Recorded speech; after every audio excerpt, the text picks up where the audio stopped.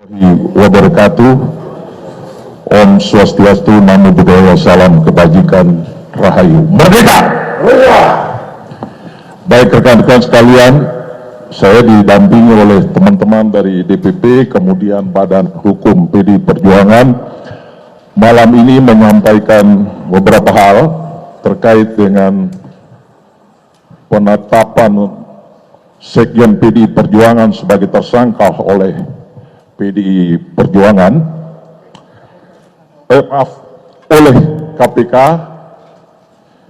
Ini masalahnya kita lagi sibuk Natalan, ini kita dikasih hadiah Natal dengan Sekjen masuk ditetapkan jadi tersangka, jadi sorry.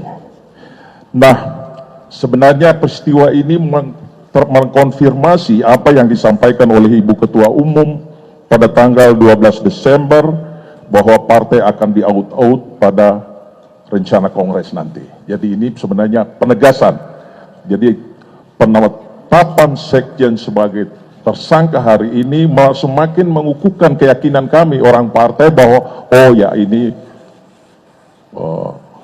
bagian dari membenarkan apa yang disampaikan oleh Ibu Ketua Umum. Namun demikian, karena ini ada kaitan dengan soal hukum dan ada beberapa poin cukup panjang, nanti diuraikan oleh Saudara Roni Talapesi. Silakan, Bung Roni. Ya, selamat malam rekan-rekan media yang terhormat, kawan-kawan DPP PDI Perjuangan. Merdeka! Merdeka!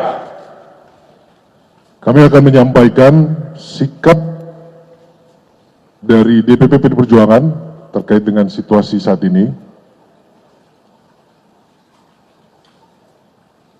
Rilis media DPP PDI Perjuangan 24 Desember 2024. Politisasi hukum dan peminadaan yang dipaksakan terhadap Sekjen DPP PDI Perjuangan.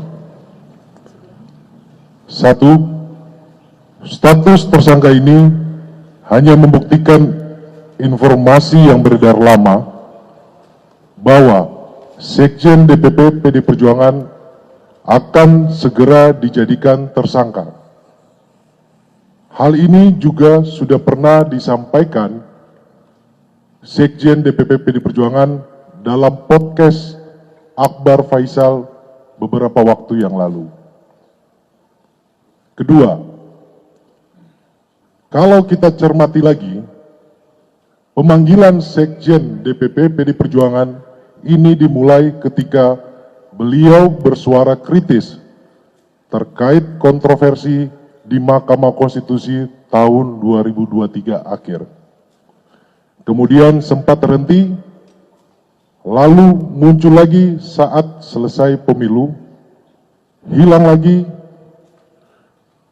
Kami menduga memang kasus ini lebih terlihat seperti teror terhadap Sekjen DPP PDI Perjuangan. Dan keseluruhan proses ini sangat kental aroma politisasi hukum dan kriminalisasi. Beberapa indikasi yang dapat dilihat antara lain: pertama, adanya upaya pembentukan opini publik yang terus-menerus mengangkat isu Harun Masiku, baik melalui aksi-aksi demo di KPK maupun narasi sistematis di media sosial yang patut dicurigai dimobilisasi oleh pihak-pihak tertentu yang berkepentingan. Kedua, adanya upaya pembunuhan karakter terhadap Sekjen DPP PDI Perjuangan melalui framing dan narasi yang menyerang pribadi. Ketiga, pembocoran surat pemberitahuan dimulainya penyidikan atau SPDP yang bersifat rahasia kepada media massa publik sebelum surat tersebut diterima yang bersangkutan. Kami menduga ini adalah upaya cipta kondisi untuk mendapatkan simpati publik. Semua dapat dilihat dan dinilai oleh publik. Ketiga, kasus suap Harun Masiku telah bersifat ingkrah atau disebut berkekuatan hukum tetap, dan para terdakwa bahkan sudah menyelesaikan masa hukuman. Seluruh proses persidangan mulai dari pengadilan tipikor hingga kasasi tidak ada satupun bukti yang mengkaitkan Sekjen DPP PD Perjuangan dengan kasus suap Wahyu Setiawan. Keempat,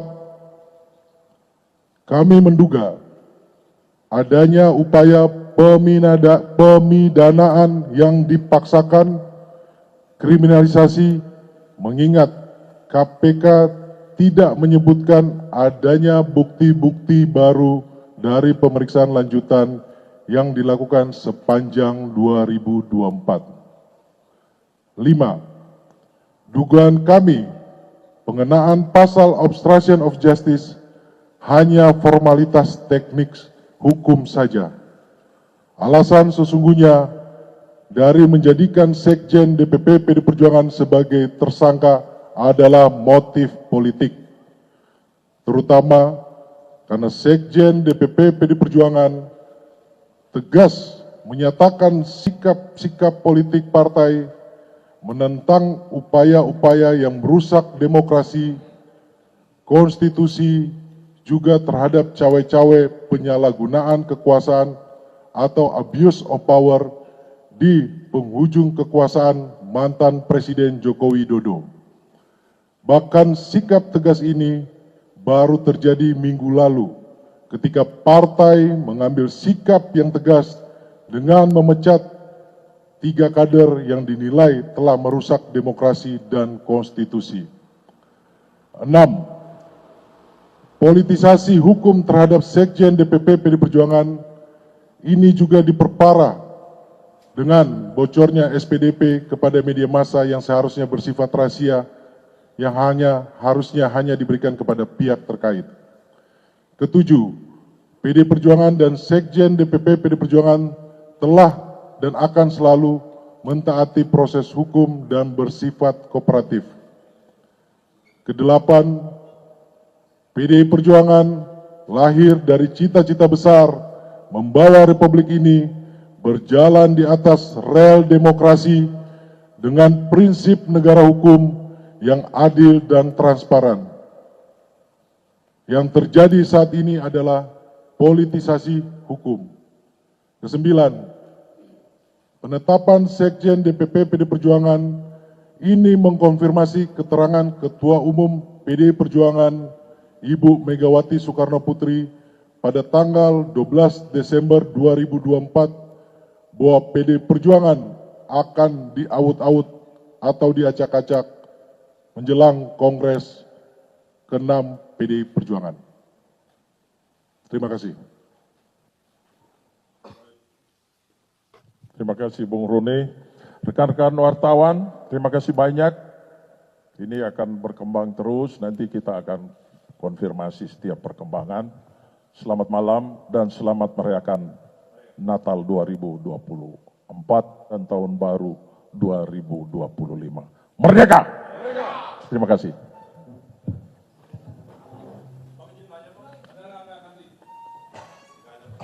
Tidak ada tanya jawab, nanti kita akan update terus.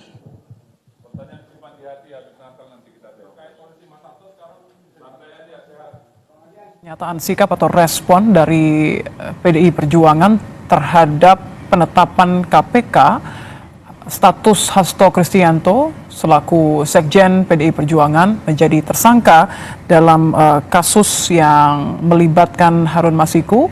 Tadi tidak hanya Roni Talapesi selaku Ketua DPP PDIP yang menyatakan sikap dari partai terhadap penetapan status Hasto sebagai tersangka KPK, diantaranya bahwa PDI Perjuangan meyakini ada upaya untuk mengacak-acak jelang Kongres di 2025. Ini juga yang merupakan salah satu hal yang diucapkan oleh Ketua Umum PDIP Megawati Soekarno Putri sebelumnya.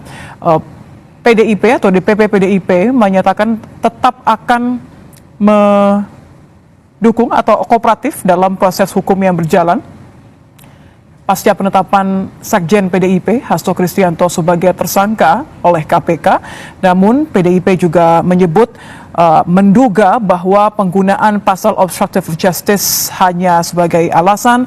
PDI Perjuangan meyakini bahwa ada upaya lain, ada upaya politisasi dan juga ada upaya untuk memecah belah partai PDIP sebagai partai yang berada di oposisi pemerintahan.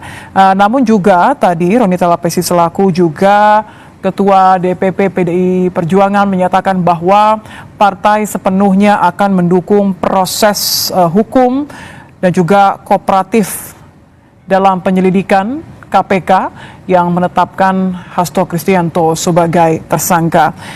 Kasus Harun Masiku ini memang sudah berlangsung sejak 2020, saudara. Ada beberapa nama yang disebutkan dan belakangan memang nama Sekjen PDI Perjuangan ini disebutkan, yakni Hasto Kristianto, dan hari ini ditetapkan sebagai tersangka. Kami akan bergabung dengan jurnalis Kompas TV, Deni Putu Trisnanda, di kantor DPP PDIP, untuk memantau bagaimana kondisi di sana pasca respon yang telah diberikan oleh DPP PDI Perjuangan.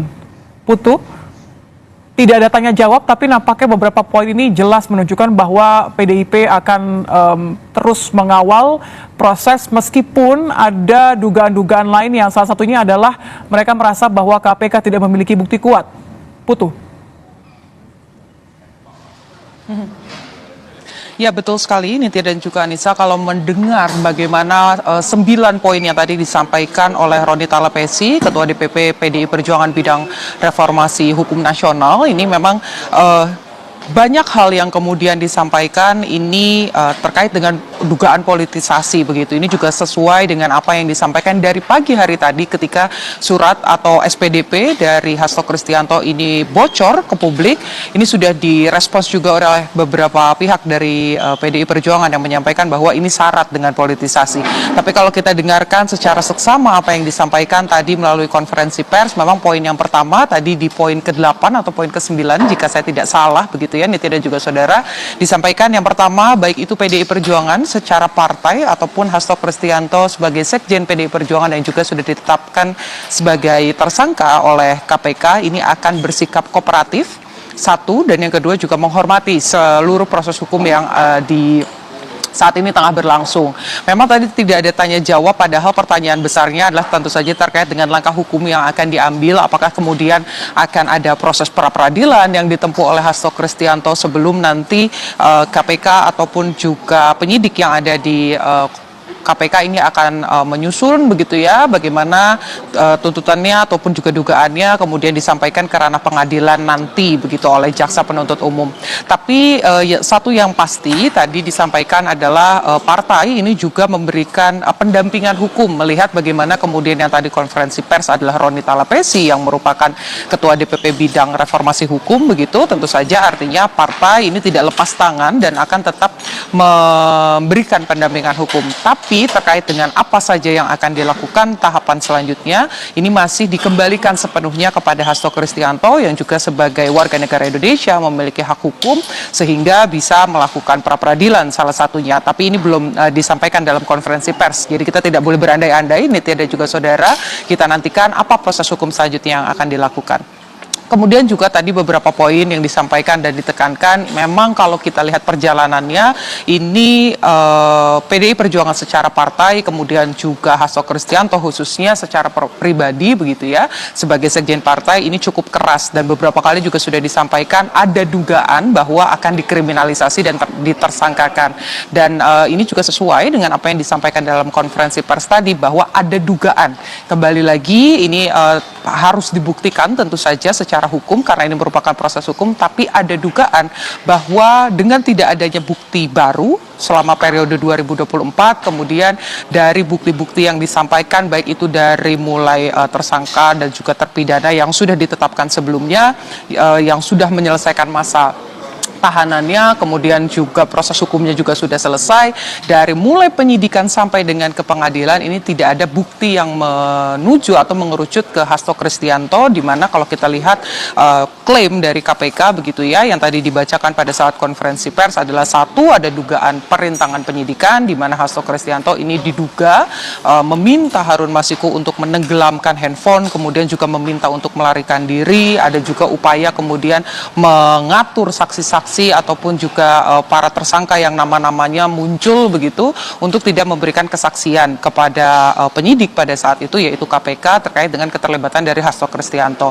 Ada juga dugaan terkait Hasto ini secara bersama-sama dengan Harun Masiku ini menyuap mantan komisioner KPU Wahyu Setiawan. Tapi kalau berdasarkan pernyataan yang tadi disampaikan di konferensi pers, dari perjalanan proses hukum yang berlangsung begitu ya, khususnya dari Wahyu Setiawan sendiri, sampai dengan saat ini tidak ada bukti yang mengerucut ke ke Hasto Kristianto, sehingga ini tentu saja kalau nanti tahapan pra peradilan akan diambil oleh Hasto Kristianto, tentu ini akan menjadi dasar-dasar hukum yang kemudian akan disampaikan kepada hakim nanti yang bertugas, apa saja unsur-unsur dari pra peradilan yang dianggap oleh Hasto ini tidak sesuai dengan proses hukum dan masuk dalam klaim tadi terkait dengan kriminalisasi. Ada juga sisi-sisi lain yang disampaikan dalam 9 poin tersebut, ada politisasi, ada upaya mengawut-awut kalau bahasa yang tadi disampaikan oleh Komarudin Watubun begitu ya, yang dikutip juga dari pernyataan secara resmi Ketua Umum PDI Perjuangan Megawati Soekarno Putri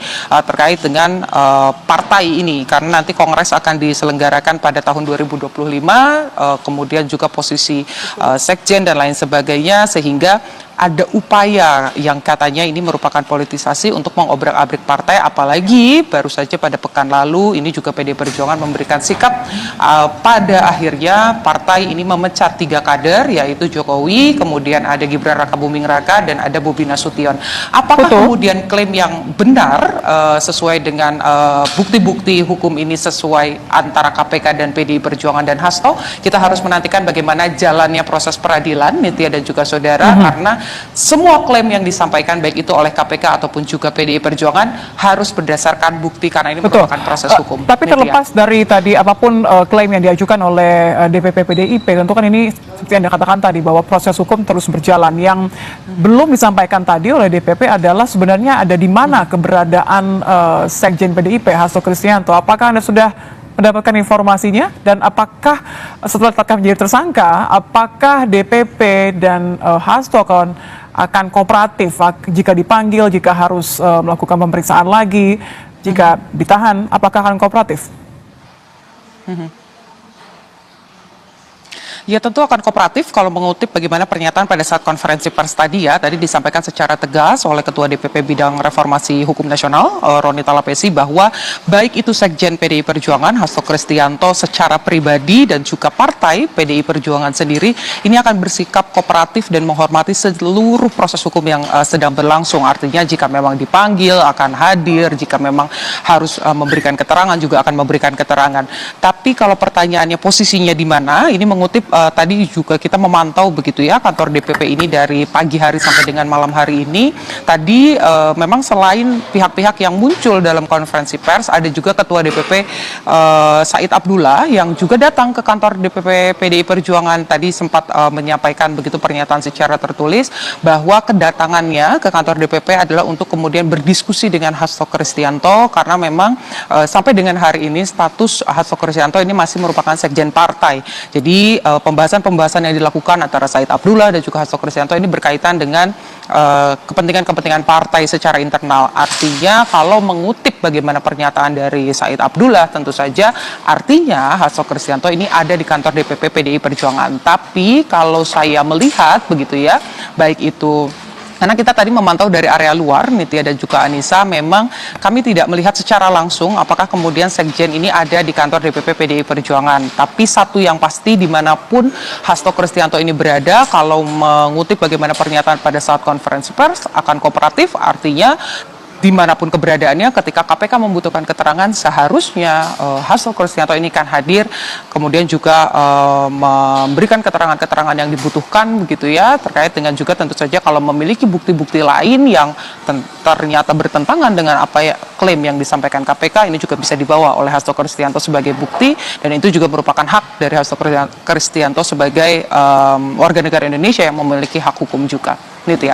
Terima kasih Putu Trisnanda, jurnalis Kompas TV melaporkan langsung dari DPP PDIP pasca partai memberikan sikap atau respon setelah Sekjen PDIP Hasto Kristianto ditetapkan sebagai tersangka. Terima kasih Putu.